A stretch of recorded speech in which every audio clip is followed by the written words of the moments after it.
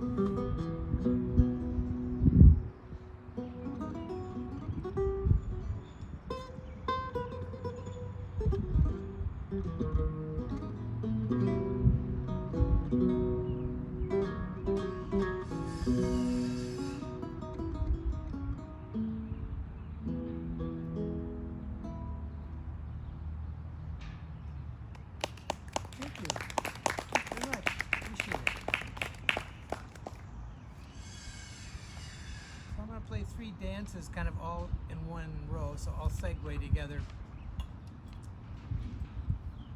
So I was just saying earlier, the music is by Kapsberger. It's all by the same guy, and he's very famous in his own time, which was right about the time the Baroque age started, and about the time it was Queen Elizabeth I in England died, and this is the time just after that.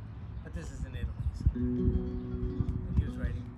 So this is a corrente, which is a new kind of dance to the Baroque, to a galliard, which is an older type of dance, to another corrente, and they'll just all mesh together into one long piece.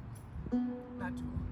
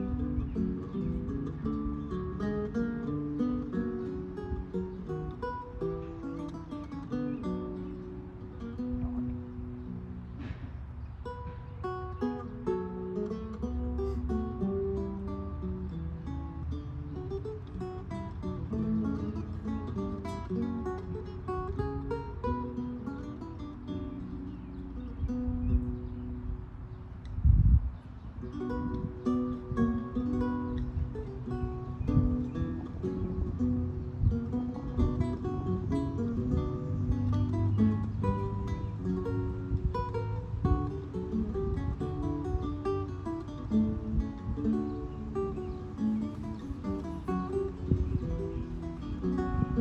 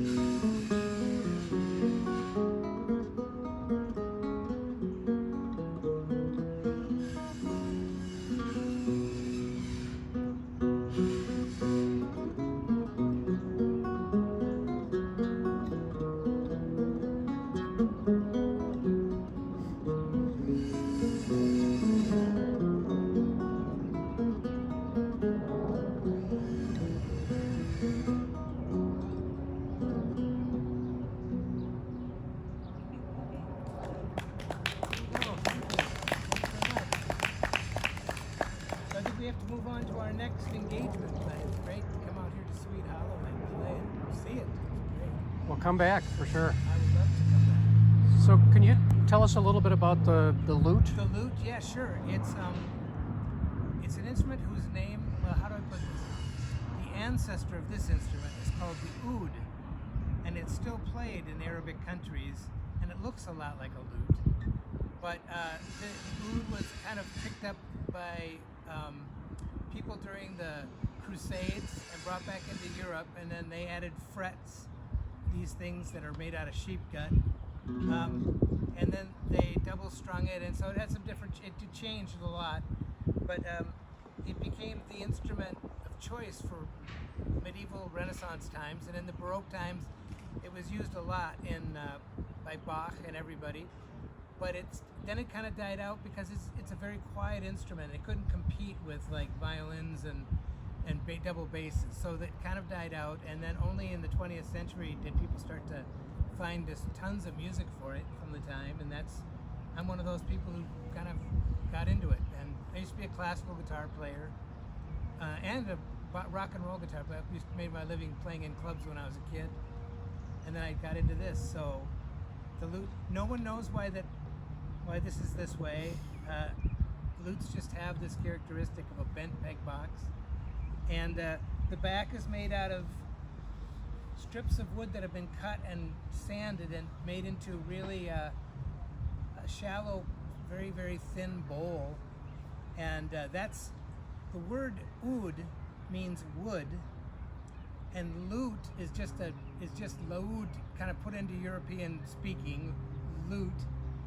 But it's to differentiate those instruments from Persian instruments like the sitar, which used gourds as their bodies for making the sound. So the laud and the lute are both kind of a family that went on, and eventually the only instrument that's of the lute family that's still played today is the mandolin. So this is the ancestor of the mandolin. How many different lutes are there? I mean, you can see like, them with I own 13 big instruments and multiple strings and more than multiple strings. I own 13 instruments that I used for all different, from all the way from medieval times all the way up through the Baroque period. There's like about 13 different kinds. One of them is really long because it has really long bass strings on it. It's called a theorbo. And they didn't have the technology to wrap strings, which strings need to be very heavy to sound deep. So you have two choices. You wrap them with something heavy, or you make them really long, and they made them really long. And it's a really great sounding instrument. But then I also have a 5-course lute, which just has 5 sets of strings. And then I have arch lutes, luto attirbatos. There are all these little subtle differences that each country kind of came up with for its own kind of lute and music. So to play the entire repertoire, you need a lot of them, and it's expensive. I suppose, yeah. And I'm not rich, so it took a lot of time. I remember when I got my first lute, I was a classical guitar major, and I really liked lute music, so I got a lute, and it took me forever to get it, and I'll never forget that I would never have thought back then that one day I'd have 13 lutes sitting in my room, because you just never think that's going to happen because they're so hard to get. But it does happen if you're persistent enough, I guess. Yeah, it's a beautiful sound. Yeah, it is really a nice sound. So, but thanks for listening, All guys. right. I better run on, okay? All right, thank you. Yeah. Thank you. What's next? I think Conway Rec Center is Oh, next. okay. Yeah. You're not too far from there. Oh, that's good. But I'm going to come back here and check out. Come and explore. Gotta explore it, yeah, because it's just too cool. There's the Friends of Swede Hollow Facebook page I'll check it out. if you do the Facebook thing. So Yeah, I do a bit of that. And so kind of history, art, and environment, I guess, is the theme. Oh, great! I'll check it out when I get home. Yeah.